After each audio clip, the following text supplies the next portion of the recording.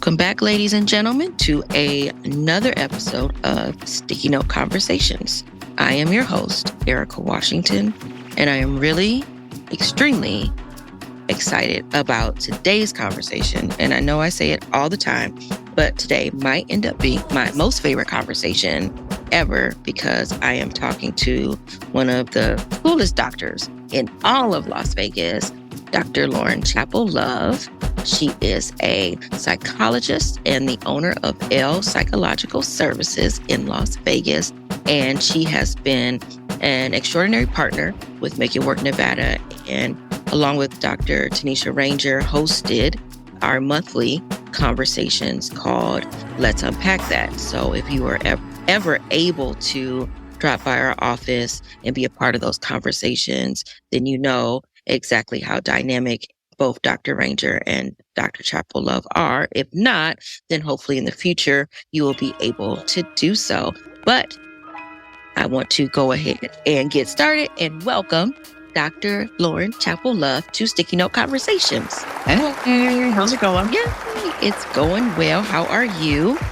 I'm doing well. I've been in Vegas since 2018, and it still astonishes me how hot it gets here during the summertime. So I'm adapting. I'm surviving, not thriving.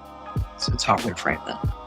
Yeah, I think all the time, like, were we meant to live in the desert? Was it ever really a good idea? There were for sure indigenous populations that were supposed to be here. I was not. But I love it here, so I stayed here. Well, yeah, I can't complain the other 9 months of the year.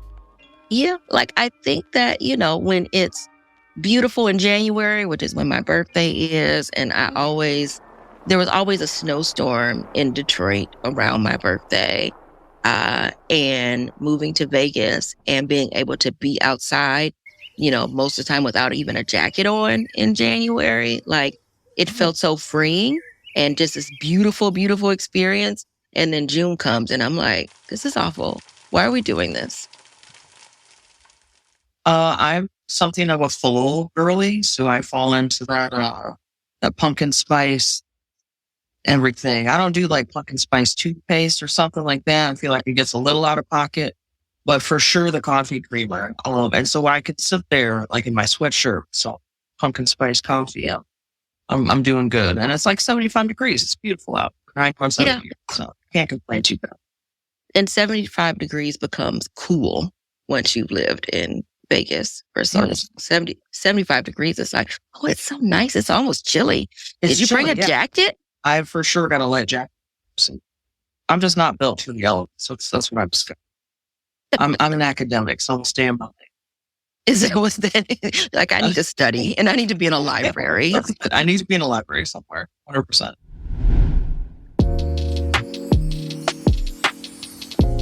So I want to take a moment and have you introduce yourself to the Sticky Note Conversations audience. And, we know that you are a psychologist and so many other things. And so I always like to ask people, how do you identify yourself and who is Lauren Chapple-Love?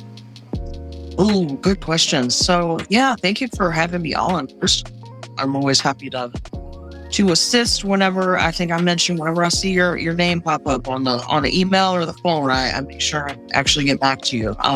So yeah, I don't think there's too much separation between professional identity and personal identity for me, because I pride myself on being, as transparent as the job allows me. So professionally, I'm a licensed psychologist. I've been a mental health professional. I've been practicing with a master's degree or a doctorate for more than 13 years now, so more than a few weeks.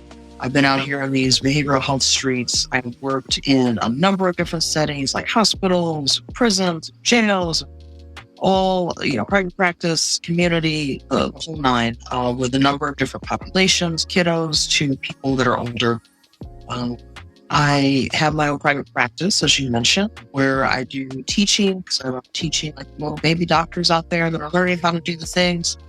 And out. I see people for psychotherapy services. They come to me because they're looking for a Black woman psychologist or a Black queer psychologist or something like that.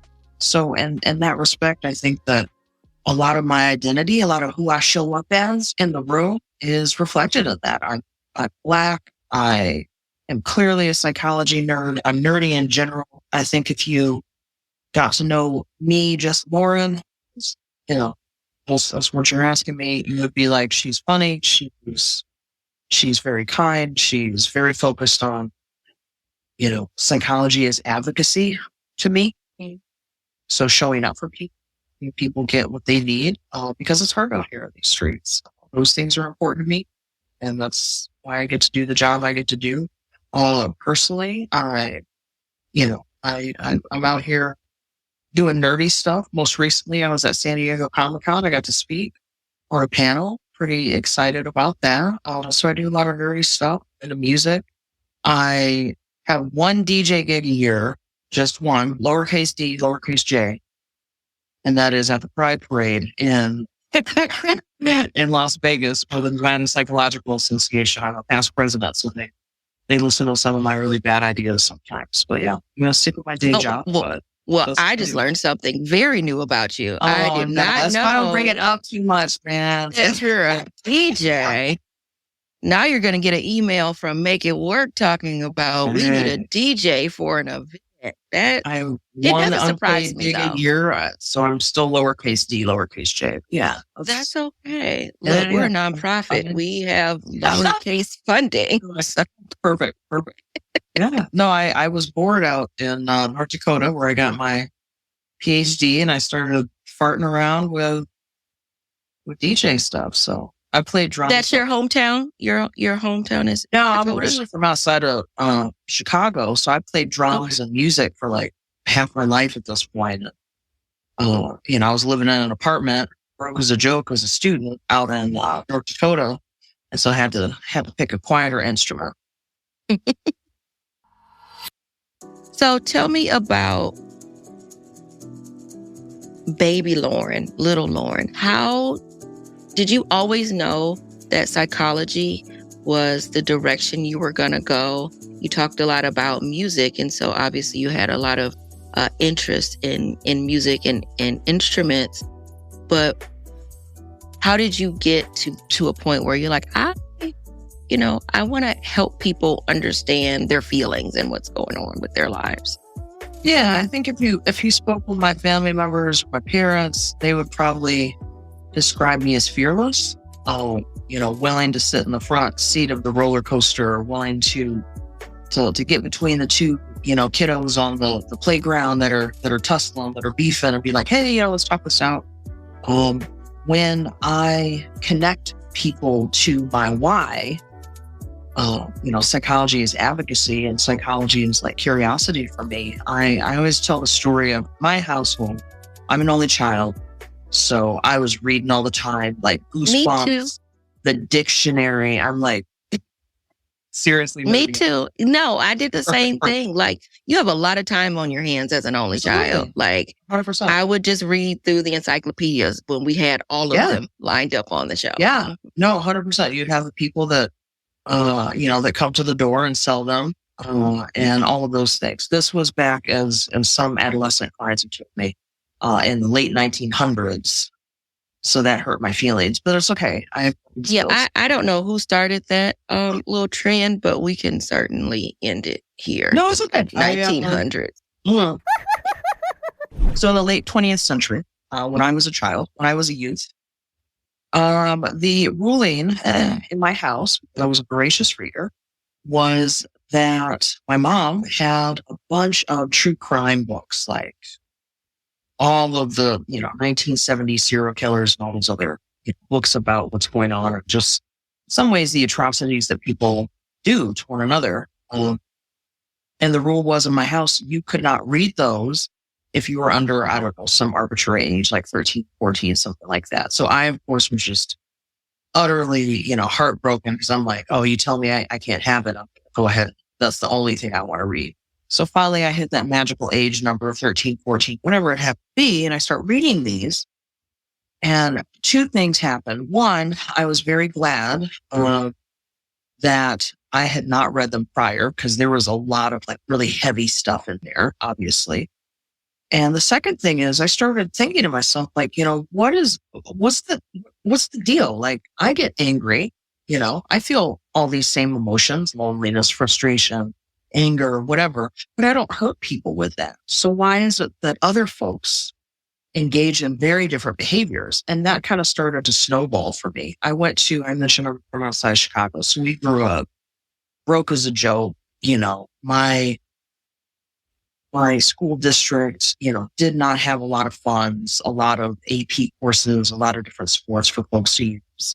I was in like an advanced academic, program going up through. But one of the first Black students, admitted there, like the whole shebang. So I had opportunity to take a psychology class in high school.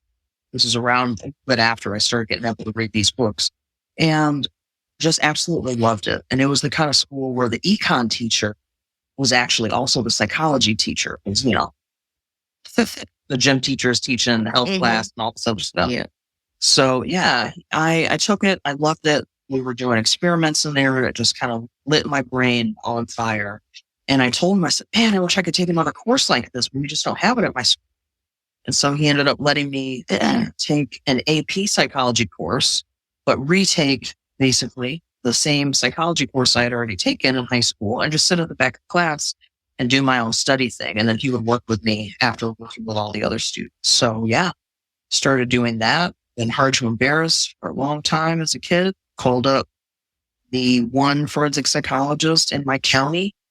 And I said, hey, you don't know me. I'm, a little pipsqueak high school student.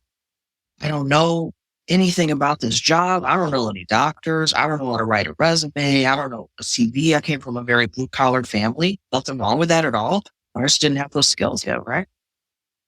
And he was like, yeah, let's meet. Let me tell you what my job is, what I do. And I do forensic psychology stuff now. So it ended up working out. It was a lot of support from other people.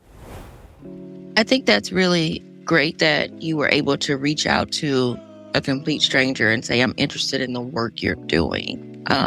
Can you tell me more about it and all of that? And then they were open and willing to do that. I think that a lot of times that's what inspires young people, because then they're able to see it in real time. Have you been able to do that for young folks as well in Vegas? Yeah, absolutely. I very much try to make myself accessible. I joked about, being an academic, and I don't believe in being an academic that sits like in my lofty academic tower and nobody can reach you, or you have to, by appointment only. Like if I see you out, I'm like, hey, here's my card, hit me up. If you're in high school, if you're at, undergrad and you're trying to get into this field or don't know what types of things you can do with the psychology degree or how far you have to go to do what it is that you want to do. Absolutely. I'm always open for those discussions, or because I am linked in with a lot of psychology organizations. Like if I can't answer that question, it's absolutely my job to help you get to that person that can answer that question, or who maybe is a reflection of what work you're trying to do. Because if we can't see it, we can't imagine ourselves in it. That makes me think about like the stigma around mental health services or accessing therapy, before you have gotten to a point of emergent services needed. And so there's that space of accessing someone like you to say, hey, I'm interested in doing this as a career, but also just that curiosity of, I've never talked to a therapist or a psychologist. I don't even know the difference between psychotherapy versus psychiatry, that sort of thing.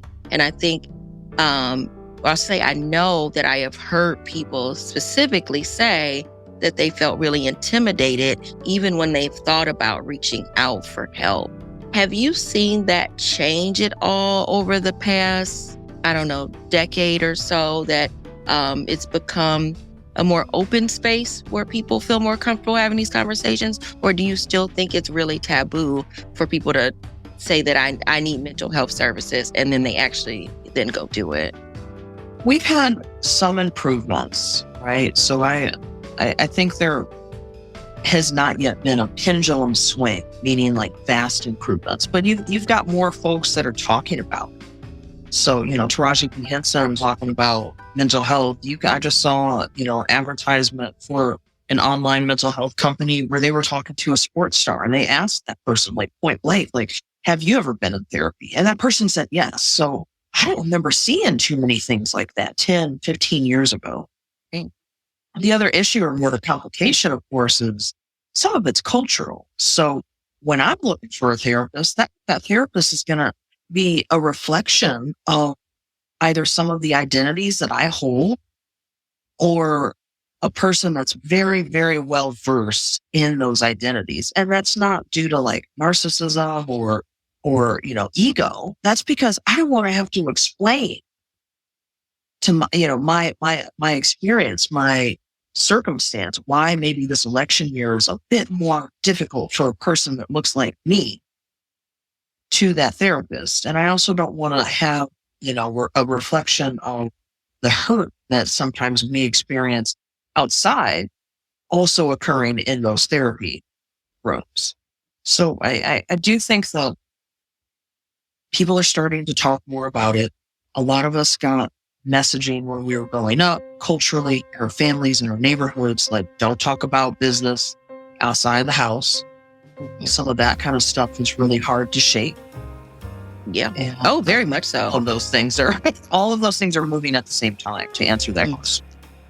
Yeah, I think about I had a conversation with a friend of mine. I think it was actually just last night, actually. And she asked me about a picture and it was my grandmother. And I'm telling her a little bit about my grandmother, things that I knew, and then how much I don't know because conversations didn't happen. But I know there are some very traumatic things that happened to her that I'll probably never really truly be able to understand because she didn't talk about it at all. And I think about how, reflecting back on what I can remember from being a child and how she moved through life and thinking there was a lot of really tough things that happened to her that she never had anybody to talk about it with, and she I don't even know if she ever was able to come to terms with a lot of things. But when you brought things up, because there were questions I remember asking and she'd be like, oh, what you talking about? That girl, don't be raising sand, that, what's done is done. Ain't no point in bringing up old things, that sort of thing. And as a child, like you just, you shut up because yes, I know, right. I know my place and that's that. But there's so much that I didn't get. And she may not even had the ability or capacity to even talk about some of the stuff too. But I also know she didn't have anybody, certainly no one professional to talk to it about. And I think that's one of the reasons that I feel like in the Black community that we lose so much of our history because things just weren't talked about at all. And it's usually a lot of those really traumatic pieces. Yeah. And I approach that from a place of like, no judgment. We talk about the differences between like stress versus trauma. So stress is, that thing that has negatively impacted me. Maybe I've had a hard week at work.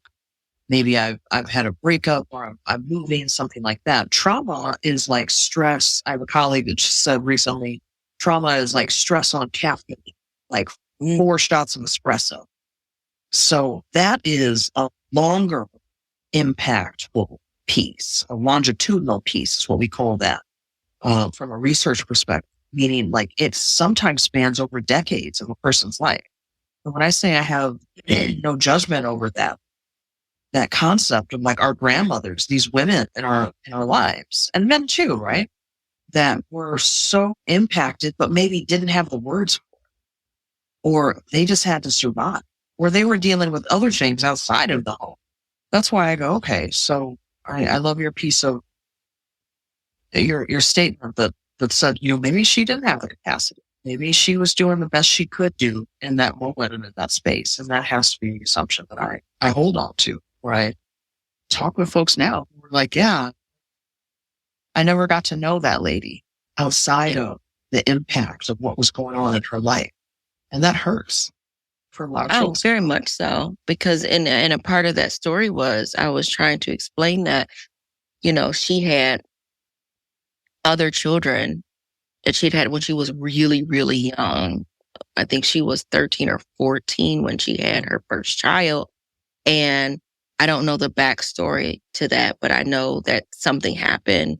And then she didn't raise that child.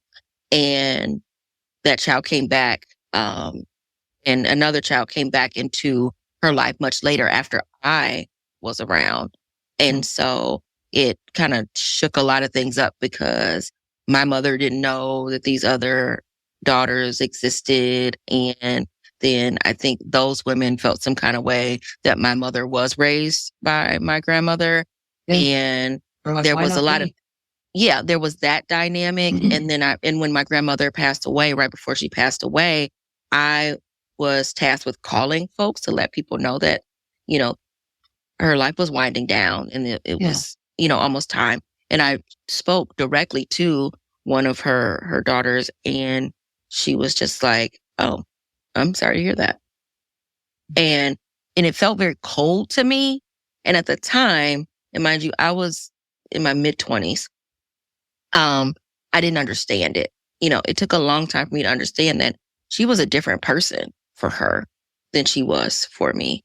For me, she was everything. She took me, we did all the things together. Like I called her mama, like she was all these things, but that's not what she was to these other two daughters she had because she didn't raise them. And so they didn't have that same feeling and tug that was happening, at that time as she was dying. And at that time I took it like kind of like I was off put, for lack of a better word. I was just like, oh, you don't even care sort of thing. But she was a different person for them. And they had a lot of feelings that probably never got unpacked at all. And so, I can't blame them for feeling the way that they felt. But, I realized we're going to be the enemy in someone's story and the hero in somebody else's. And you could be the same person. You could be both.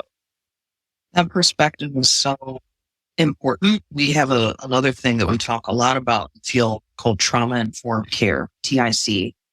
What trauma-informed care is this this approach to therapy, this approach to engaging with people in general that allows us not just to say, like, what the heck is wrong with you? Like, why would you say that to me? Why would you do that?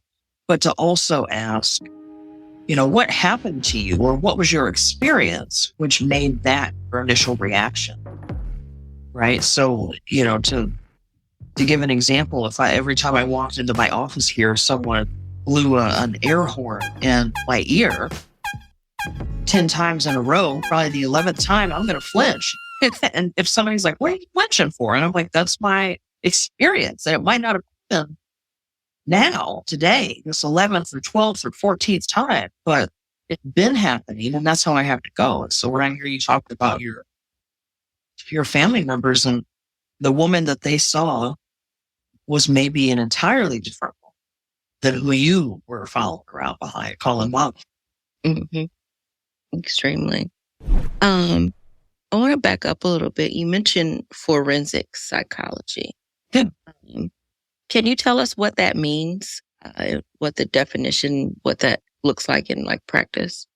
We have needlessly fancy words in the behavioral health field, and it don't make us sound any smarter, but we just say them. So I love explaining this kind of stuff.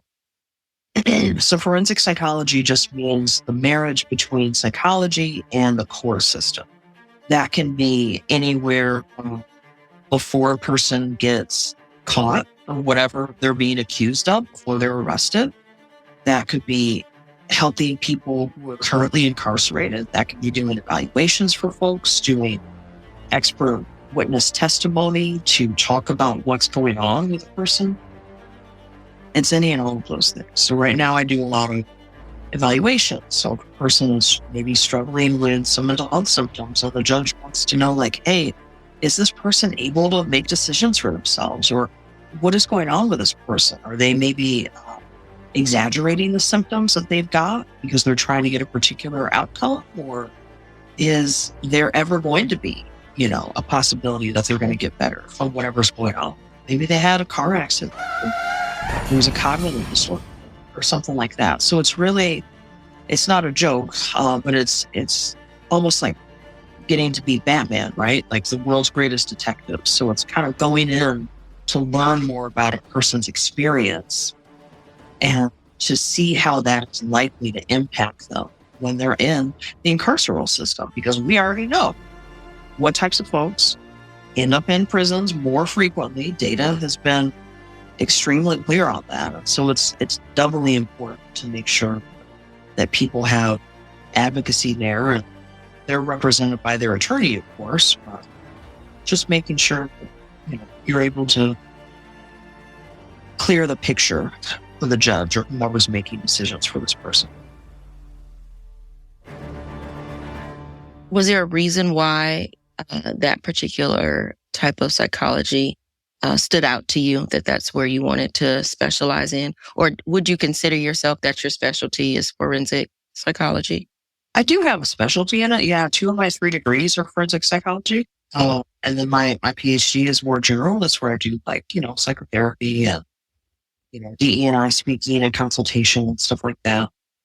I think definitely going back to that example of the forbidden reading, that, for my 13-year-old brain was just very curiosity based. But as I grew and I started to look at different types of things you can do with this degree, because it's a lot of cool stuff you can do, I really found that working in correctional systems had meaning for them. So I've been doing that. And do you specialize with men or with women, or is it both, or juvenile? I've worked with all 3, and on any given week, I would say I work with kiddos, with adult men, adult women, or gender fluid or gender queer folks as well. Yeah.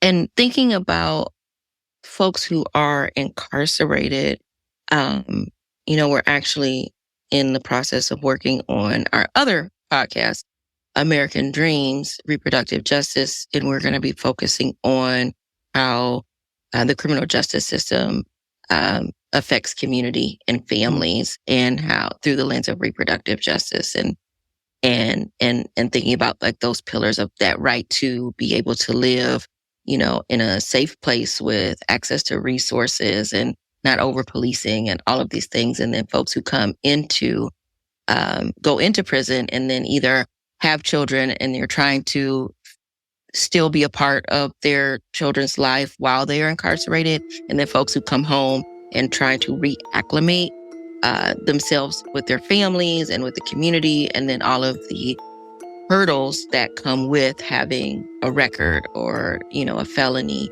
and where you can live versus where you can't live, jobs you can get versus you can't. And so we're trying to dig down into what that looks like is the goal.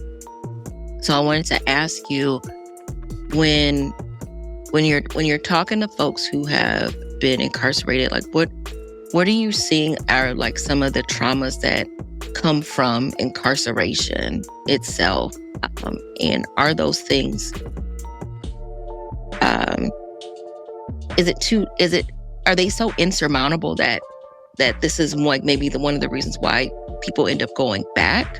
And recidivism becomes such a high thing because of the experiences and the traumas that are happening inside. That makes sense. Yeah, y'all can't see me, but I'm getting ready to adjust my glasses, which means that that's a real complex answer that's getting ready to flow out of my mouth. So it's a lot of things. Simply put, it's a lot of things, right? If I go away for a charge and I'm in 20 years, 15 years, and I come back out, this thing that I know to be a cell phone is not going to look or work in the same way. Being able to apply for a job is not going to look or work in the same way. I've had multiple conversations with people where they get out and they're trying so hard to do the things, but they don't know how to apply for a job anymore. You can't walk down Main Street, wherever it is that you're at, and have 10 copies of your resume and look for a help wanted sign. You got to have internet access. And what does that look like when I don't have it? What does that look like when I'm trying to apply to a sandwich shop? When I have to go through, an online portal to even do that. Now I need an email address. Now I need, all of these other things. So part of it is the fact that time marches on, and a big piece of the passion that I have for reentry work is helping people recognize that the traumas that you saw inside of the incarceral system, that might have been violence, lack of access to healthcare, lack of access to mental health care, any of these other components, those are still there and people are dealing with them. And also, what is it like when maybe I used to be in charge of my home before I went in, and now I get out and I try and have some of those same conversations, and my kiddo, who was 5, is now 15, and they're not trying to hear that. Or, my partner, my spouse was willing to listen to me. Well, maybe they're not doing that. Maybe they moved on to another relationship. So I think people start maybe feeling like, what was that guy, Rumpelstiltskin? Where he took a real long nap and kind of moved on and woke up, big beer. So I have to imagine it feels probably like a bucket of cold water in the face coming out, especially for folks that were in for more than 5 years. Because the trauma that we recognize and know that people experience inside, from systems of oppression to people having to work for, $1 an hour, $2 an hour, sometimes pennies on $1 an hour, in very dangerous jobs. We see that a lot in California, actually. There's whole movements there where people are incarcerated, they're gaining the skills to work and risk their lives for forest fire work, right? Prevention, going out to actually fight fires. It feels like every summer in Las Vegas now, we see smoke damage from California forest fires. And then the question becomes, okay, so when they get out, is that felony going to prevent them from doing the job that they've been doing? It keeps them from getting the job for sure. Usually it does, yeah. And now people are starting to sit up and say, hey, wait a second, that's not right. So it's policy, it is politics, it is access to care, it is responding to trauma. Like, what do you do when you go in and you see someone stabbed or hurt? Like all of those, that's the complexity of that. Yeah, and because one of the things that we're going to be focusing on, which might end up being a follow-up conversation with you now, the ballot initiative. There will be a ballot measure on the ballot in November, asking folks to vote yes or no around removing slavery and indentured servitude from the Nevada State Constitution. And I think a lot of people just didn't even realize that language is even in the Constitution. Didn't even know it was there. Yeah. And so now, we need to remove it because, duh. But it's something that has to go to the voters. But after that, I guess my question is, what happens next?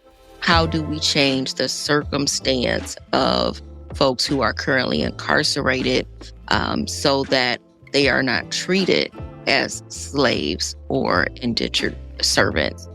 So what could that look like? What opportunities or resources can be made available to them? And that will also help acclimate them to life when they come out. So. And that's the piece that probably feels like inertia. That moment, that's a physics concept, that moment in time where you are driving in a car and the light all of a sudden turns red and you have to stomp on the brakes and you're still moving in a direction the car was moving. So you get, jammed up by the seatbelt a little bit. I would imagine that's probably what it feels like for a lot of folks. There are awesome organizations in Nevada. I love working with folks on some of these things that we just don't think of yet. So what happens if maybe I was in the jail for 2 months, not even 10 years, and I'm on, a psychotropic medication in this hypothetical scenario, right? And now I come out of the jail and I have 3 days of meds.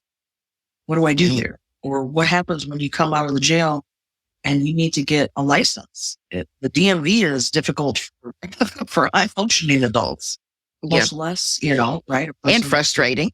Yeah, right. Yeah, right. I know folks with big money jobs that are trying not to cuss people out at DMV. So it's like, what do we do? And that's the kind of work I like doing. Like, hey, let me help you with the other pieces that don't get talked about so much. Like, how do you engage in a job? What do I wear? I've had folks that went in the early 2000s when we was all, snapping our fingers and wearing, wear clothing that was, I don't know if we're there yet, but I said that. Wearing clothing that, maybe was 1 or 2 or 3 sizes too big because that was in vogue at the time. And now if I wear that to a job interview, I might get a strange look, but people don't know. Yeah. There's I guess a cultural shift and component to everything. And when they don't have access to the internet, while inside, like that just has to be a completely foreign like space as well. And just thinking about being able to search for whatever it is we need. Like I really think about, you brought up the encyclopedia and the dictionary, and I think about as a kid having the Encyclopedia Britannica set, the entire set, and having to physically go look in a book to get an answer to something. And that being the answer for a lot of years, because this is what's in the book. So this is the answer until the next book comes out. But more than likely, once you got one set of encyclopedias, that's what you got. So the answer stayed the same. No. Yeah. That's the answer for 10 years. We're rocking with that one for a solid decade. So that's the thing, right? So like as an elder millennial, like I grew up learning how to type with Mavis Beacon, but now as a professor, I know. Shout out Mavis Beacon. I know. Come on, Mavis. She helped us. I know that's right. That's right. That black lady taught us all to type. I know that's right. I've never met like a young girl named Mavis, but that's okay. She was born at 37 and I have to be. I respect that for her.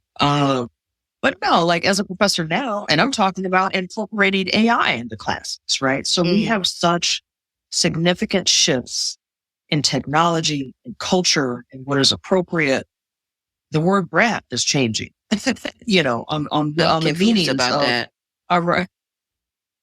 Of our English language, right? So all of these things shift. And when you're in a space, it doesn't even have to be an incarceration system. It could be a domestic violence relationship. It could be you're struggling through grief and you blink and it's a year or two later and you're like, what has been going on in my life? Right. So there's a lot of reasons why our brains are not able to catch all of the changes as they happen in real time. And that's one of my favorite things to do with helping people. So so it feels like I got whiplash, just came out of a situation, what's different, and how can we build some skills to help you with that? Yeah, you mentioned AI, and I just had a conversation on another episode about AI and like journalism. And, I'm holding on to like the idea that, people will see that there's some space for AI, but that we don't let it take over in a way. It just feels like it's gonna ruin so many things, take some jobs away, but also when we're talking about in the theme of journalism, that AI could not report on certain things the way that a human could, because you're going to miss the feeling and the tone and the texture of it. When it comes to psychology and therapy, do you think, or are you seeing it going in that direction of saying I could go online and then type in my problems and then AI is going to spit out some thoughts and directives on what I should be doing? Is that happening? It absolutely is. And to your point, missing the tone, the texture, the constructs, the nuances, if you will, of conversations or a person's presenting problem that they're coming in with. AI right now in 2024 does not necessarily have it. AI in 2034, I think it's going to be a whole different ball. So when I talk with people about how it currently is being utilized, I think there might be some improvements in access to mental health care, meaning as opposed to paying $60 or $250 a session or whatever sessions might be, maybe I can go in ChatGPT and look for some coping skills that might help me with music or a progressive muscle relaxation script for free on YouTube, AI, whatever. I don't have an issue with that. The issue relating to safety is how to help a person who's seeking out, nothing wrong with this, seeking out some mental health stuff, how to help that person determine when do I need to go talk to a professional. Those types of things we are definitely not at. But are there circumstances where a person can type into a text crisis line and they're maybe going to start to become answer more by like a computer system that's going to help you in much the same way if you're going online right now, trying to buy a car, or trying to buy anything, you're probably going to get hit with a, hi, how can I help you?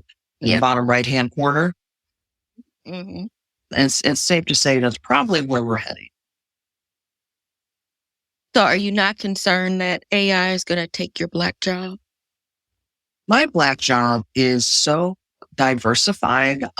Probably not. I say that from a place of gratefulness. And also I've very purposefully constructed, this diversified portfolio of what I do. Like there's not a lot of folks out there that do what I do, and I don't do everything. And there's definitely folks out there that do other things that I don't. And that's awesome. I will send the referrals all day long. But probably not is my best answer. Let's get on again in 10 years. And if I'm like the owner of a coffee shop, I'll be like, Erika, you got it. I was right. Yeah, I took my Black job. Well, hopefully they'll never take the coffee jobs for sure. Somebody's goodness. Absolutely. Someone's always going to want a latte of some sort. Yeah, for sure. So, thinking about where we are right now, coming out of COVID, and when I say coming out, we're also still like deep in it because there's dab in the middle. Right, we're still smack dab in the middle of it. We're just not in. We're not locked down. But there feels like there's so much happening all the time now. And I don't know if it's really any different than any other time in life. I'm sure, thinking about like the 60s for instance, in the civil rights movement, and so many things are going on. There was assassinations all over the place and so many things going on. But it always feels, I think every generation always feels like, they got it the worst. Like there's just so much more. We wish it was different. And so between a pandemic and then you have, wars happening in other countries that people are really, I think, engaged in because we can see a lot of things in real time on top of insurrections and, election stuff. And then we're in the middle of another election where now we have options that people are really afraid of, and I think probably you could say that in a nonpartisan way, because I'm sure there are folks who are afraid of a Black woman being president as much as folks are afraid of a Trump being president. And that adds a lot of both, I think, racial and gender tension, because I'm already seeing it online. I am seeing people say like really derogatory things about Vice President Kamala Harris, and not about her job so much, but about her as a person, and her being a Black woman, her being Montel Williams' side chick, her like just anything to be degrading, I think. And so I had said recently in an article when the reporter asked me around how do I feel about what's happening? And I said, I felt like as a Black woman, I'm going to have to put on a shell, so to say, of when I'm online and I'm looking at these things, because it already feels hurtful, no matter who you decide to vote for, it feels hurtful to me as a Black woman that this is how you see us. This is how you see me. Because it's not just about her. It's a bigger thing. And it's a real struggle, and it makes you not want to engage into social media or whatever. But at the same time, a lot of times we feel like we have to so we can keep up with what's going on. But it's very stressful for Yeah. me as just somebody doing this work, but also just folks just sort of roaming around. So wanted to talk a little bit about how you think folks should try to navigate through this particular space in life. And if you have some thoughts and suggestions on coping skills that we can utilize and pull out of our toolbox. Yeah, no, absolutely. I mean, to your earlier point, so if it is November 22nd, 1963, and I'm horrified to discover that, the president has been shot, the major difference between 1963 and 2024 is I can turn that television off and maybe sit in my home and not have that trauma input going into my brain. Now in 2024, it's on my phone. It's on maybe the computer I'm using for work. There's bulletins coming through. It's people calling me. It's people talking to me about it. And many of those things, I guess, were going on in 1963, of course, the phone calls, whatever. But the sheer weight of having a 24-hour cycle where either I could be watching content occurring in real time or watching more regularly people talking about the things that have occurred earlier in the week. We recognize that to be traumatizing. We recognize that to be stressful. That is a thing that I've seen a number of psychologists like myself talking about and trying to provide resources. They are absolutely out there. A thing specifically I've been doing for this particular 2024 election cycle is I'm coming out with an ebook, which is just free. Like, come see me for therapy if you want, but this is just free because I want it to be something that people can have access to. And therapy is expensive out here in these streets. And to your second point of, what can people do? My number one thing that I tell folks to do is recognize that this does have to do with identity. So if you're seeing, in particular, Vice President Kamala Harris being attacked for identity, we start to attach that to ourselves. I see that reflected. It's not just memes or funny, cartoons being drawn, and don't take it so serious. Like, no, we don't need to gaslight it here. Like, we recognize the undertone of that is, this is how I think about people who present in that way. I, as a Black woman, for much of my career, my life, have been taught from society that no matter what I'm doing, it is not going to be good enough. I got very distinctly taught from family. I got to work at 150% to get 50% of what maybe some of my peers are going to get.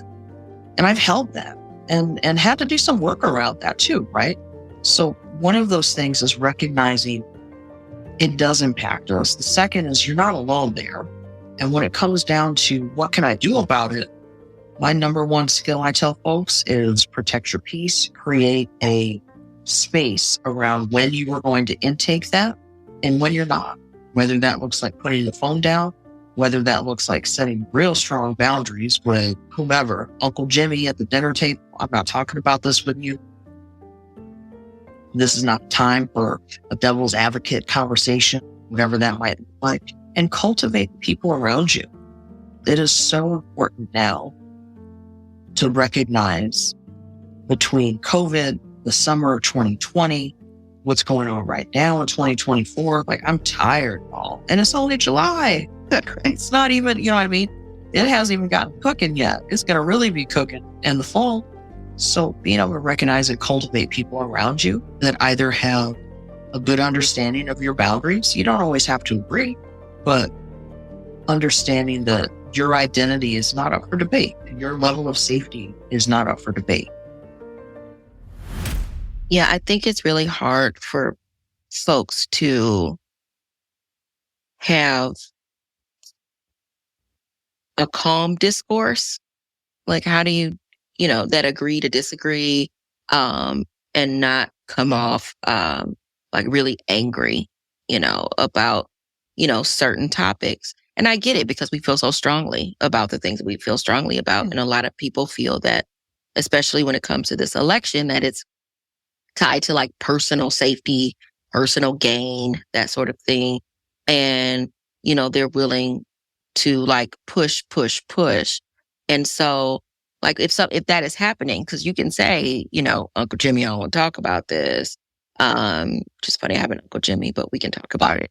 And Shout out we can, Uncle Jimmy. I'm sure he's a lovely person. He is. I just thought of it. Yeah, no, but him and I can actually have, we're on the same side of things. But I don't want to be Jimmy slander. That's my bad. I retract that. But when we are talking to someone and it is obvious that we are not about to be on the same side of having a conversation about the war with Palestine and Israel or what have you, and feeling so strongly, like, how do we de-escalate in a way that, and keep us from coming to blows with each other? So part of it, and this is going to be a mangled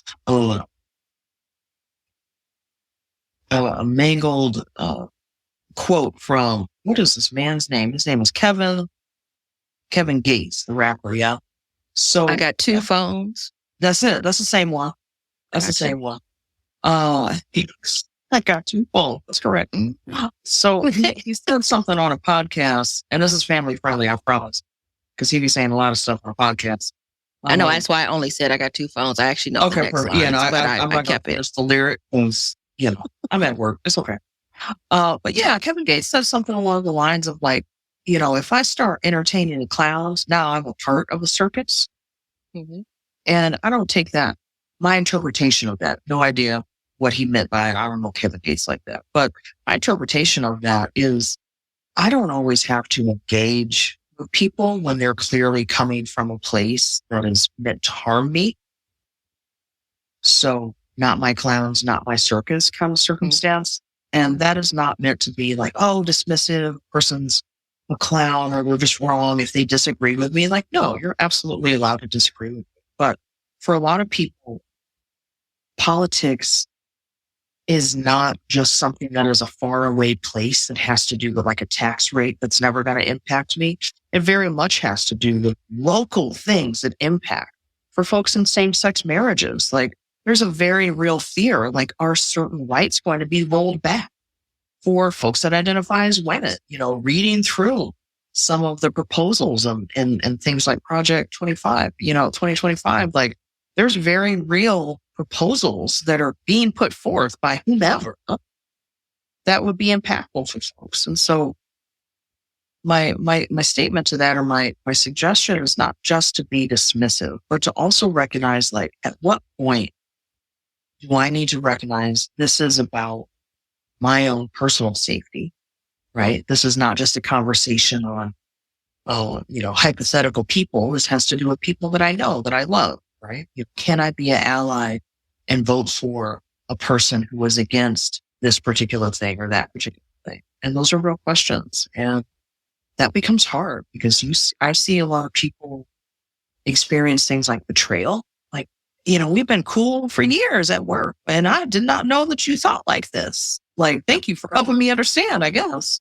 I had you all wrong, or I had you in a totally different light. So some of it has to do with just socially how we see each other and how we connect to these things. But politics is very personal. And for folks that are out there like, I'm not even going to vote, I highly encourage you to take a look at some of the things that are going on. Voting is so important. The thing I say in response to someone saying it doesn't matter who I vote for, it's just going to be the same stuff in my day-to-day life, I say, if it didn't matter who you voted for or how you voted, people would not be trying so hard to take your vote out of the running. All the time. Every single day. There's actually another ballot measure that's going to be on this year's ballot in Nevada around voter ID and wanting us to have to show ID in order to vote. And it's not getting a whole lot of conversation. And I think that's really important for people to know that, that's voter suppression. to say someone needs to have an ID in order to vote, and it's right there for folks to be able to check the box, yes or no. And if enough people don't realize what this means, or they stay home because they're so disengaged to the presidential piece, and then you miss the rest of what's on the ballot locally. That actually, both sides. Right. It's all it all matters, but you can't just be mad because your candidate is not running for president and then say, I'm going to stay home, because you leave a whole ticket there of other things happening that need to be addressed. And, I think it's a privilege to be able to vote, and it's a privilege to be able to be in a space where I don't have the hurdles that my grandparents or their parents would have had, to vote if some of them were even able to. My great grandparents. So I take that very seriously. And I think we have to look past being a brat, which I still don't know why it's a good thing.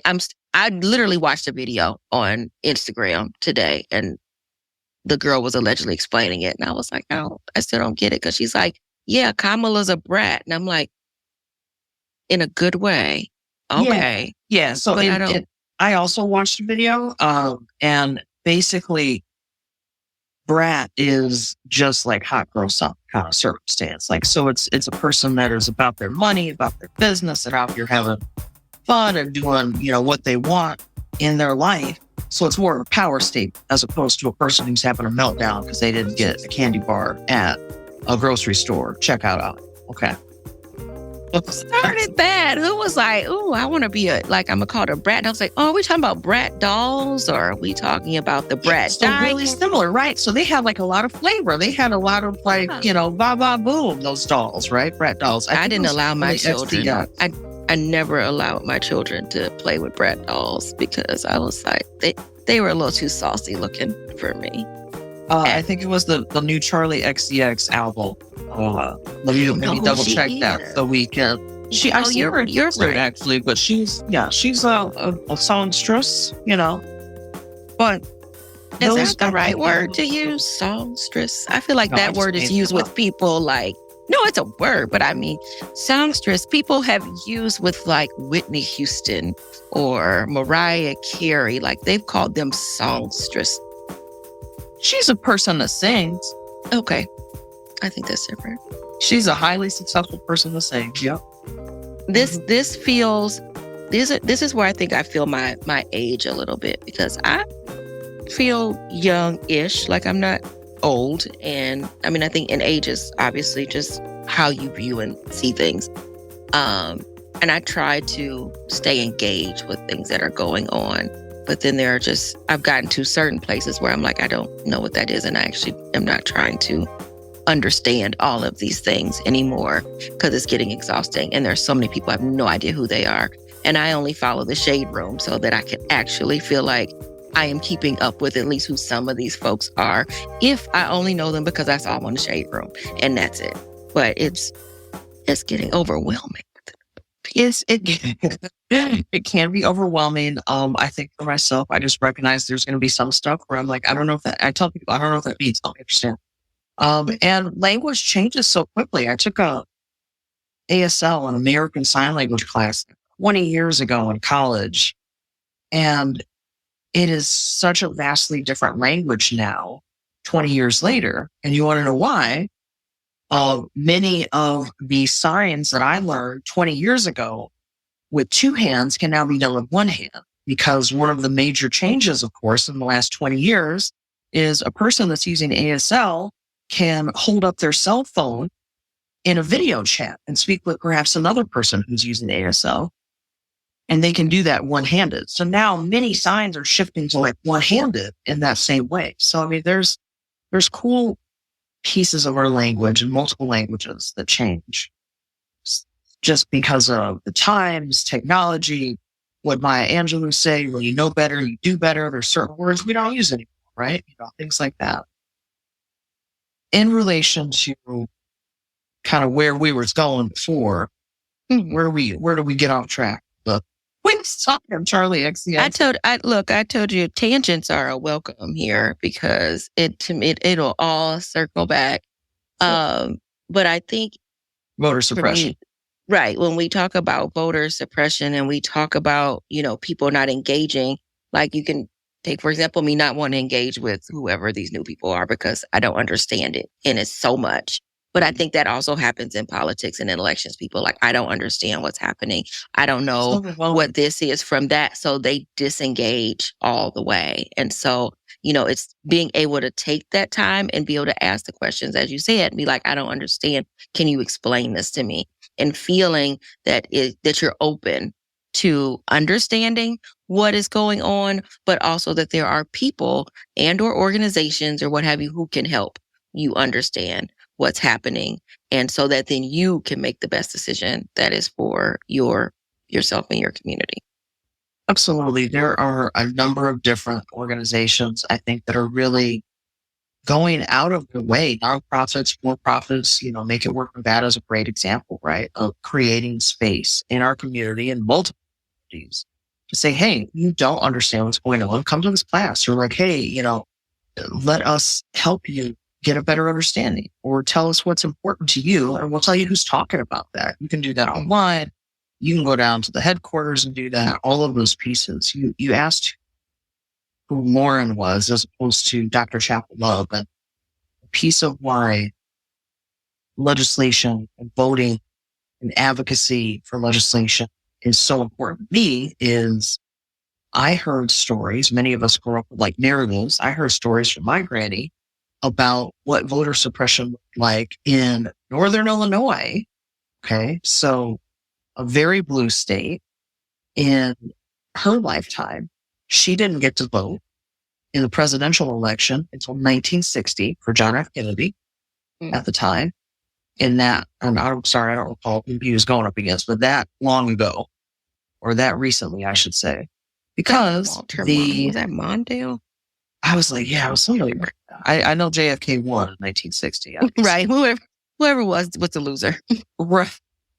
I'm sure he was awesome, but I don't recall his name. But she would tell me stories about going to the voting booth and getting turned away. Or in Illinois, the literacy test, meaning can you read the people on the ballot? The literacy test where she was going was to name and recite all 32 Shakespearean sonnets. And if you couldn't do that, then you did not pass the literacy test. And obviously, many, many more Black folks, brown folks, Indigenous folks were being asked those questions.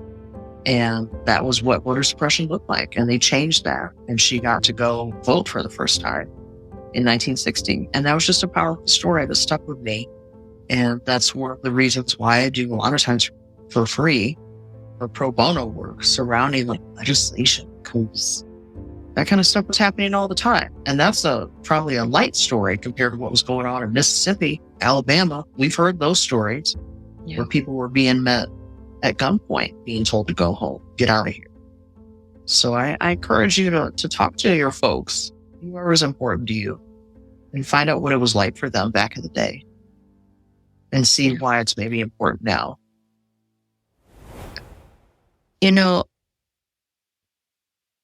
I want to switch gears a little bit. There was something you said a little while ago, that saying that I think a lot of us have heard from our family members, our parents or grandparents around, having to work twice as hard to get just as far. From a professional opinion, like how does that mess us up in thinking about that we have to do so much more just to get to the same, to even be close to being on equal footing as, somebody of a different race? Like how us thinking about that, like it's like meant to like push you, but there has to be some unintended consequences or some unintended outcomes that come from that and that need to always have to push so hard and never feeling like you're enough. Yeah. I mean, my answer to that is, first of all, I think mental health care is for everybody. I treat everybody that I'm able to do, right? Period. End of sentence. New sentence. Many of the folks that I have on, my, my roster for clients end up having identities that are like Black women or, Black folks in general. So what unintentionally this does for us is creates these vacuums where we don't know what to do with that. On one hand, we recognize that, hey, I'm doing pretty good out here. And on the other hand, I'm getting messaging that it's not good enough. We call some of those things imposter syndrome. We call some of those things a number of other pieces. Just swing back around to imposter syndrome. Something that I might say to a person who's struggling with that is, okay, so what are some of the things that you are not believing that you've accomplished, right? Like, if you're in a class, was there maybe some clerical error and now you happen to be in the class? Well, no, you earned your way into that class. You made it into that school. What happened? But one of the pieces of pushback I might say to a person has to do with, okay, if you don't think that you're reliable, perhaps your judgment on yourself is also not reliable. The second question is, who do you think has reliable judgment? A family member, your professor, me, Erika Washington, a mayor of Nevada, who? Okay. And what would you do if I told you, well, I think you're awesome. Can you trust my judgment over your own? Until we get you to that place where you're like, oh yeah, I'm out here in these streets. I'm doing it. I'm doing great. So it hits us, I think, with a lot of unintended outcomes and specifically consequences, because we sometimes start to internalize that messaging that I'm not good enough, or that if I don't work 150%, then I'm failing. I think folks really struggle. I work with a lot of people who are very like executive level or high functioning, who talk about like, failure for me looks like earning a B on a test. And I'm like, a B is above average. Mm-hmm. And they're like, yeah, but it's not an A. And I'm like, okay, let's unpack this. Let's start at the beginning and talk more about that. No, I think that really hits home. Like, and there's a meme going around about people who were in like the gifted and talented. 100%. And then like, how are you doing now? And I was like, oh yeah, I was a gay kid. And it does always fascinate me that, I know I am my biggest critic. Like, I'll beat myself up about things that in the bigger picture is probably not that big of a deal, or it doesn't have to be what I make it to, but I've disappointed myself and I had different expectations and then how I see myself and all of that. And I had a conversation with a friend and colleague who said some really nice things about me and some really nice things about things that I've done and all of that. And I hear it and I receive it like, thank you. But I don't really receive it. Like, I'm still like, oh, because I'm like, but I didn't do this and I haven't done this yet. And then da-da-da-da-da. Like, I could then list you like the negatives and very easily, like with ease, I can list you 10 negatives about me. And before I could probably list 10 positives. And I'm like, that's really messed up. But that's me being self-aware and knowing that I do that. And even when someone says nice things or positive affirmations, I guess, about me, I don't internalize it in a way. And I can't figure out how to make room and space for that. Because I think also a part of that I think for me is, as a kid, you were also told, don't be boastful and don't be, putting on airs or whatever. And I think some of that internalizes too. Is just like, stay low key in a way that I don't know. But I feel like that's really, really difficult. Like, how do you advise somebody to let it in? One of the ways that I might advise a person to let the good in with the ease at which you allow the negative stuff to come in. Somebody could say to me, "Oh yeah, your hair looks great today." And I might be like, "Oh well, I had to do a lot to it." And blah, blah, blah, or we start throwing up these barriers. Oh yeah, I will. People could say your nails are cute, and then I'm gonna point out the one little piece on you and be like, "Oh, I know, but I broke this tiny little flaw that I didn't even see until you pointed it out, and moreover, that I might not even perceive to be a flaw." So there is a book by a Dr. Joy DeGroy called Post-Traumatic Slave Syndrome, and Dr. DeGroy has some thoughts on that. Or one of those thoughts has to do with that. In particular, the Black identity in the United States was taught, do not put on airs, do not be boastful, do not be the best at a particular thing. In particular for our kids, right? So there's infamous video Dr. DeGroy gets on and gives an example of a young Black mother who has a Black son, and some other person comes up and says, "Oh, wow, your son's doing great. Super smart, a soccer athlete, whatever, doing great, doing ballet, whatever it might be."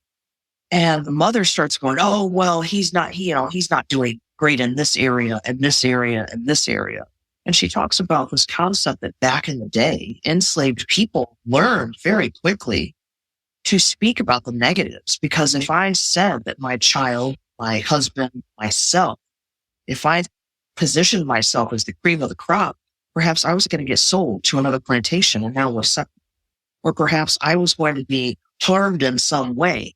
I don't want to be in the spotlight. There's a very real sense of danger if I'm in the spotlight, or if I'm the best or the strongest or the fastest or the smartest. And now, 2024, we still struggle with some of those things. We call this intergenerational trauma, the things that stick with us, even if we were not specifically the people that experienced it. And we see this now. You might point out the chip in your nails when I say, "Oh my gosh, Erika, your nails look amazing today. I love that for you." And you immediately point to the flaw. We see this too with parents, as that Dr. DeGroy example. And that's where some of this comes from, right? We downplay ourselves because on some certain level, we recognize there's a sense of lack of safety.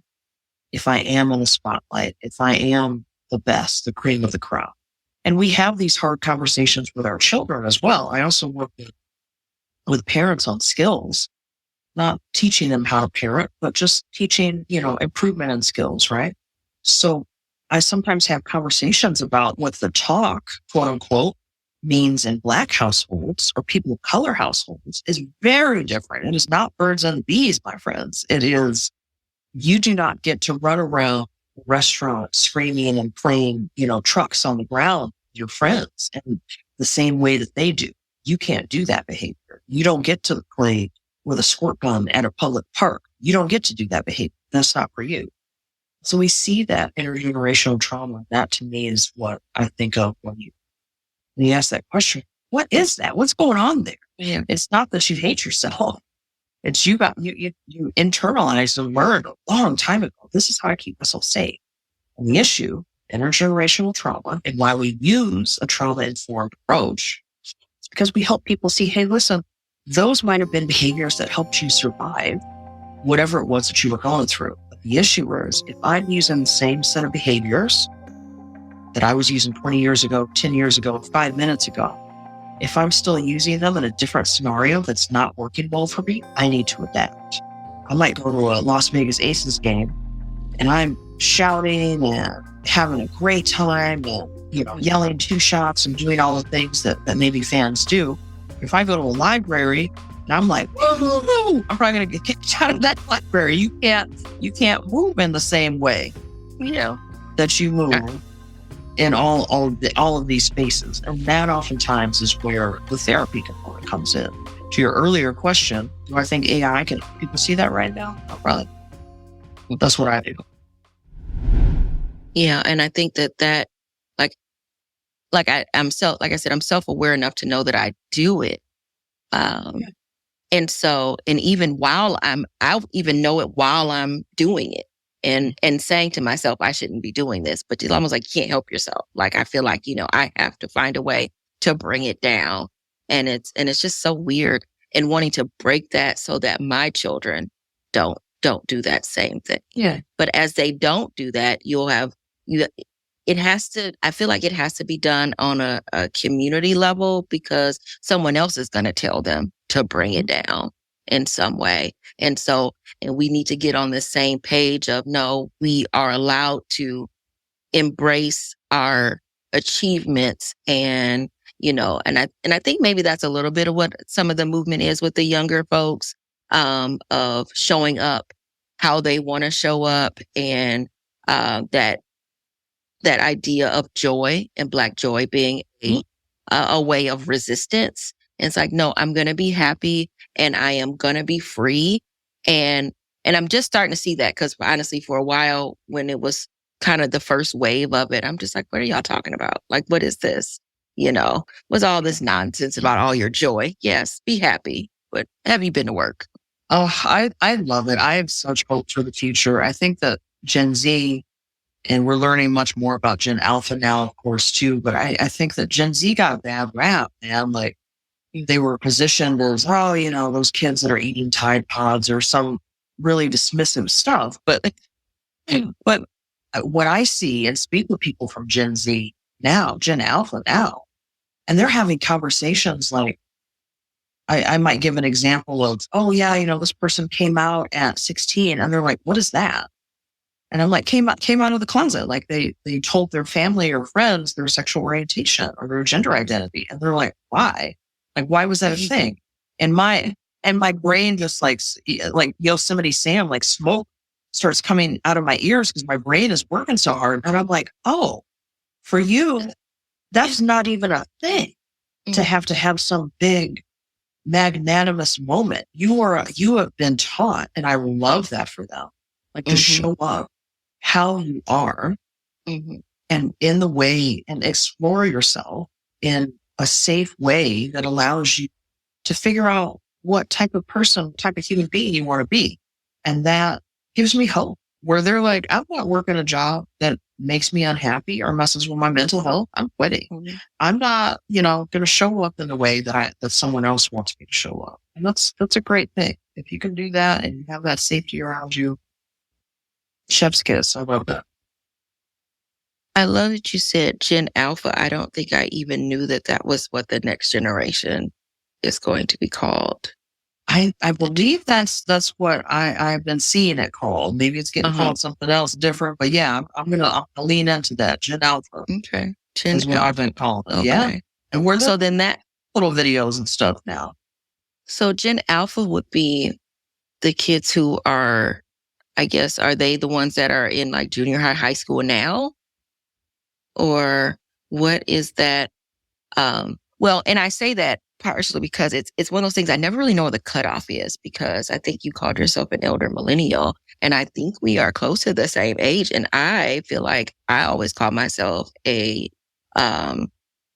a Gen X. I feel like, I think, is that it? Gen X, like the right before millennial. Gen X is like 65 to 1980. Millennial is 81 to 96. Gen Alpha is, I call them after 2010. It's 2010 to 2015. So these are kids now that might be 14 years old. They might be 8, but they're content creating. They have a much better understanding. And I recognize that I was getting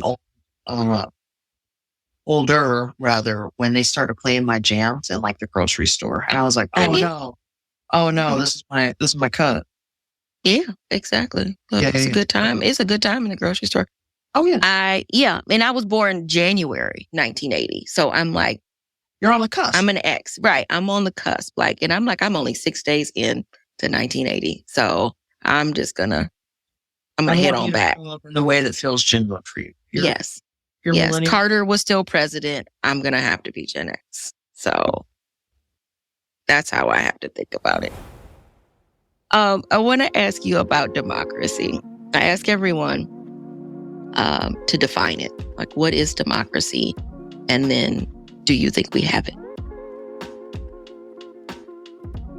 My definition of democracy would look like people being allowed to vote for the future that they would like as it reflects their people they know, people they don't like, people they disagree with, all of those things. I think we have achieved pockets of it, but that it's something that we're still striving for. Do you think you'll see it in your lifetime? When I say I think we have pockets of it, I think that for example, this election in November of this year is a great example, right? Like, I don't think it's far enough away that it doesn't matter if you get out, vote. But I don't think we're necessarily at the place where we're seeing democracy working, just firing on all pistons. But are we there enough where, yeah, absolutely. Get out and vote, ask questions, talk with the people that are elected, talk with people that are running, ask them what's important to them. If they're not asking you what your issues are, let them know. Many folks are being trained to ask. That to me is the democratic movement. Absolutely. But thinking about policy and the work that you do, well, I guess the question I'll ask you first is, why is therapy so expensive? And is there policies that we can work on to help make it more accessible? Absolutely. Healthcare accessibility, meaning a person's ability to not have to worry, like, if I get sick, do I have to miss work for 5 days? Or should I just go in and now everybody's maybe getting sick from COVID or the flu or whatever it might be?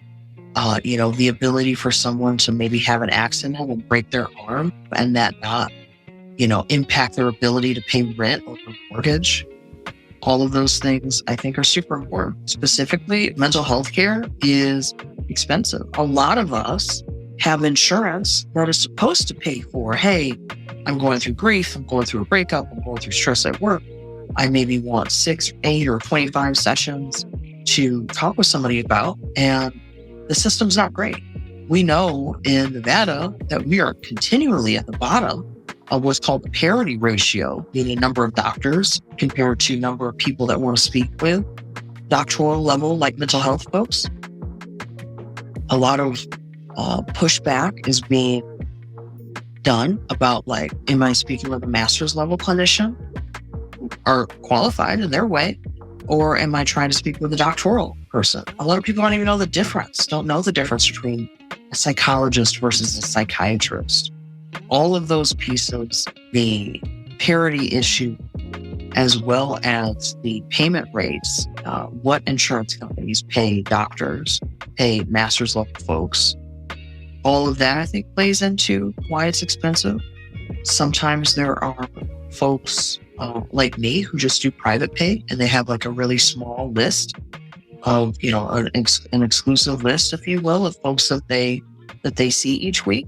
And other folks, I've done jobs too, where I've seen 8 people a day, just as many as I could possibly see.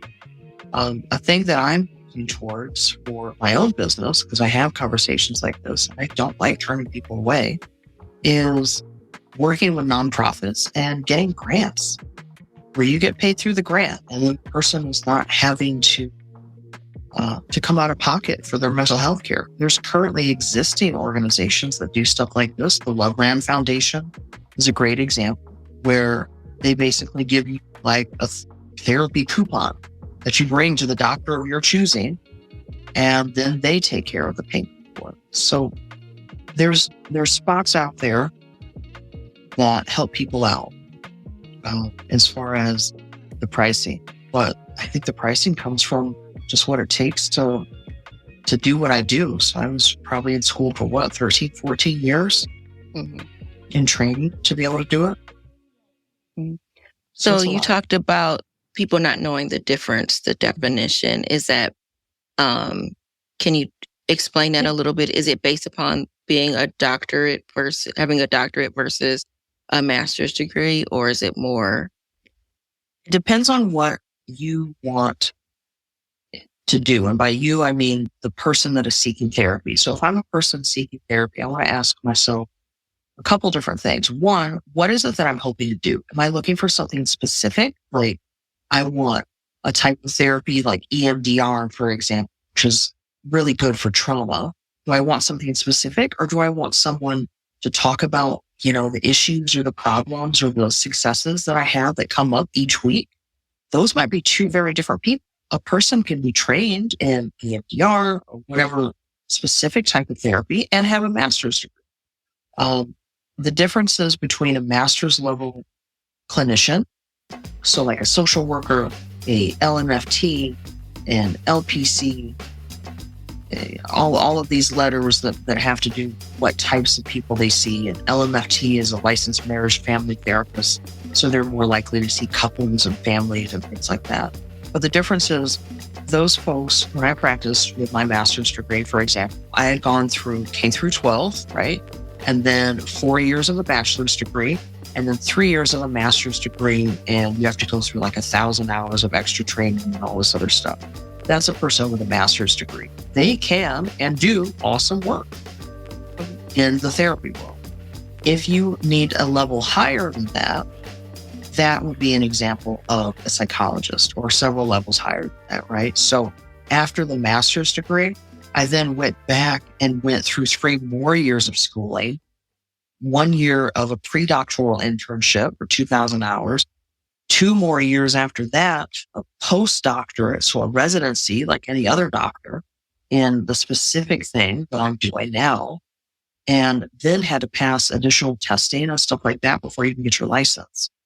And so that's what I said. So that's, looking at 2 to 3 years, post-baccalaureate after your 4-year degree versus sometimes, 8 or more years post-baccalaureate. So taking a look at what it is that you need, I think is going to be really important. The difference generally between a psychologist and a psychiatrist in the state of Nevada is going to be that a psychiatrist is going to be a person that can do therapy, but typically focuses upon medication management.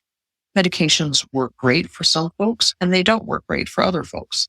Either way, that's primarily the difference. You can see a psychiatrist for therapy, but most focus on medication management. Psychologists are also going to be much more likely to do evaluations in addition to therapy. So yeah, there's some pretty specific differences that I didn't know any of this stuff until I started going to school for. Mm-hmm. And so I think I understand you charge what you charge because you did a lot of schooling, you've done your training, and your rates are based upon what your time is worth. I think the question I'm asking is more to the point of mental health feels almost separate than body health, I guess. And so if I go to my primary care physician, I pay a copay, $20 or whatever it is. And but my mind is separate, and I have to go to someone, and then my copay is $100 or what have you, or you only get so many visits. Like it's put in this box where you're not being checked on as regularly as if I went to my primary and he says, hey, you need to get these tests done. And I'm going to refer you to the dermatologist or, whatever other type of doctor you need to go to. And you keep going to these doctors, and my copay is still always $20, if I have one at some of these other places. But if I come your direction and if you did take insurance, that it wouldn't be that. And I think that's more of when I talk about expense, because those doctors went to school for a long time too, to do whatever they did. Mm-hmm. But it's still why is there such a difference between what's happening with your mind, which still does affect the rest of your body and can change how, it can cause all kinds of, issues that you'd end up in the emergency room for high blood pressure and anxiety and whatever that could look like. But why is it so separate? It shouldn't be, is the simple answer to that, right? So actually, we're working on the Nevada Psychological Association, and other organizations having to do with mental health are working towards something called mental health parity, which they're working on like the federal as well as like the Nevada, like local level. Because you're right. I should, use that word again, be able to go in. I encourage people like, get a checkup. Haven't talked to a therapist this year, just go to a checkup. How's things going? How's the stress? How's your marriage? How's whatever? And it's not like that. And there are a number of different things I think that are going to have to happen that include legislative pushes to make companies recognize that I have a doctorate. This is the amount of training. This is the amount of training that a podiatrist or whomever has to go through, an MD, a DO. And so, why isn't it that a person has the same level of access? I think another issue that people run into is, if you go to ABC insurance company, you say, hey, I'm struggling with depression, anxiety, whatever. I ended up in the ER. I thought I was having a heart attack, and it was actually an anxiety attack. They're like ABC insurance companies likely to give you a list of providers. You say there's 100 providers in the Nevada area. You're like, this is great, awesome. And then you start calling those folks, or you start looking at their websites, and maybe 60 of them are not accepted clients, or maybe more than that are not doing that.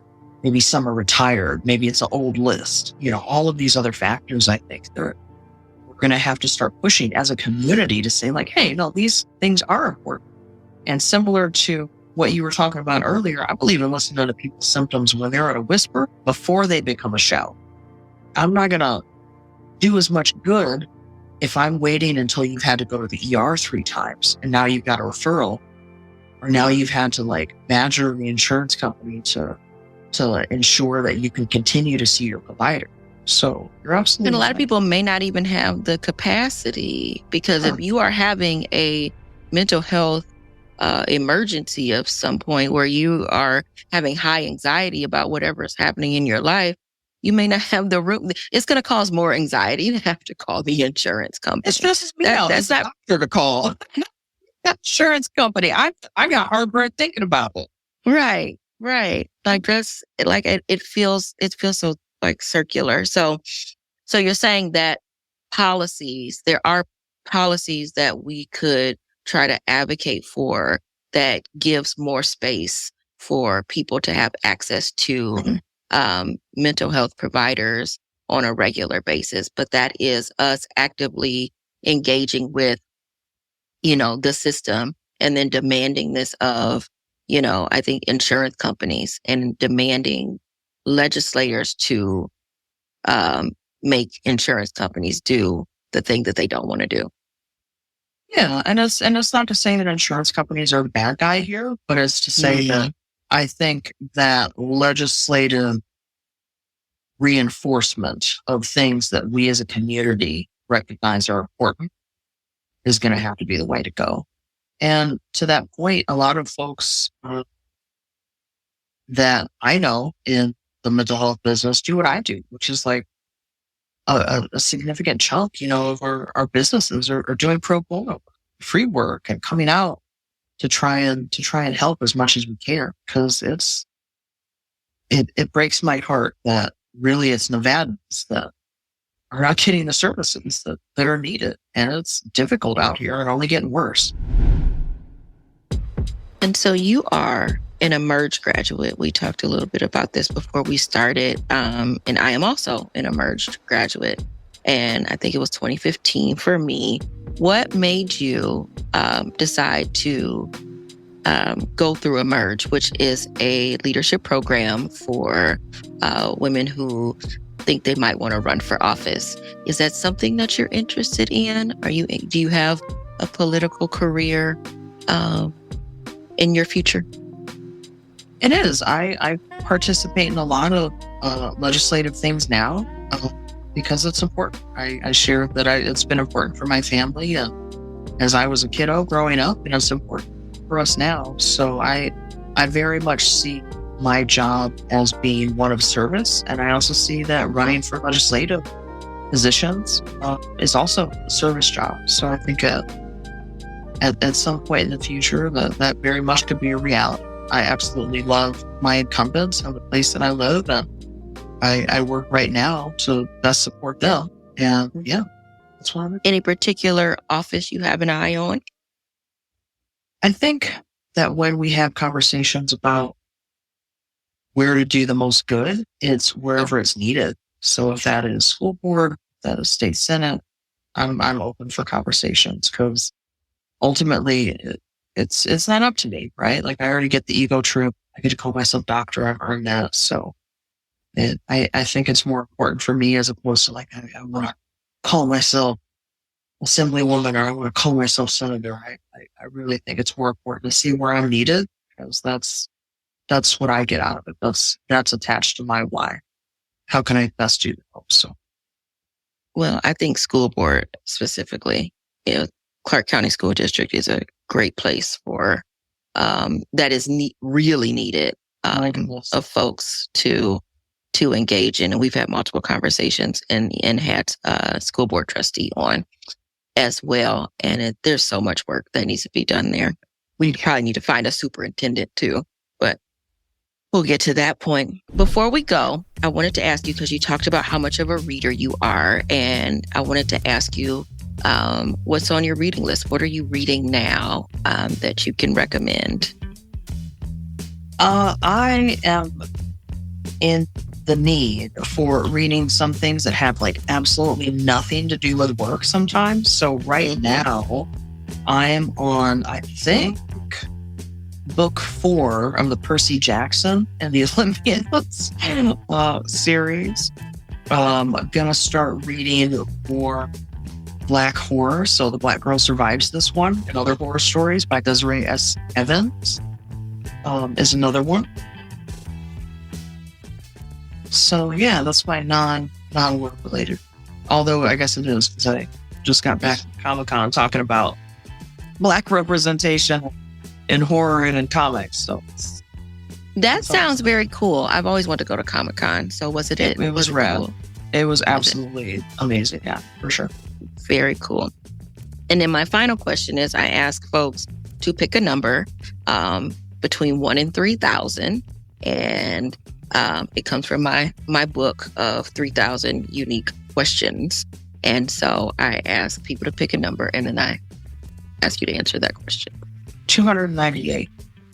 298. Here we go.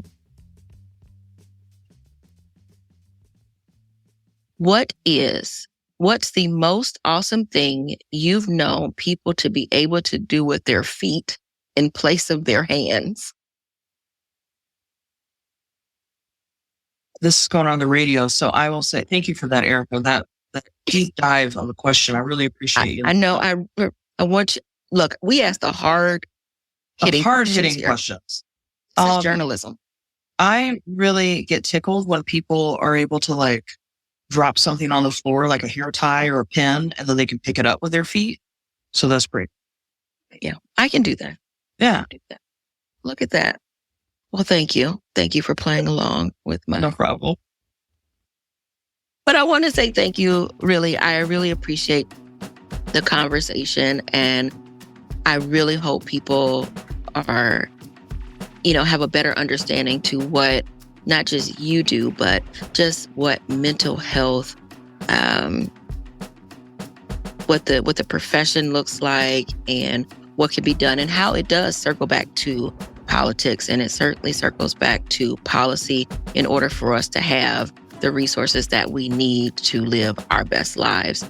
We need to have access to doctors like you, and access to the resources to be able to pay for it and to be able to go, and that we still have a long way to go to do that. But in order to do that, we have to stay engaged. And so I appreciate you staying engaged, because you could easily enough just take the patients you take, and people who can pay, they can come. If you can't, it doesn't have to be your problem, but you still make it your business to outreach. And I think that's how, you add value to the Las Vegas community. So I really appreciate that. And I really appreciate you and your engagement with Make It Work Nevada over the years. That it's been an amazing experience, and wanting it to continue into the future in all of the ways that we can help be that bridge to connect folks to the mental health services that they need. So thank you. Thank you very much. I really appreciate that. I frequently remind people that I want to be able to sleep at night. So I think that comes from just being in the space, being in the communities that I serve. I appreciate it. Yeah. Well, Dr. Lauren Chapple-Love, we will make sure that we have your contact information, and then hopefully a link to your ebook when it's ready. Is it ready to be distributed yet, or is there a launch date? It should be ready. I just have to put it up on the website here pretty soon. So certainly by early August 2024, it'll be out here in these streets. And I'll make sure and include like my @ and all the places that we do socials and all of those other things.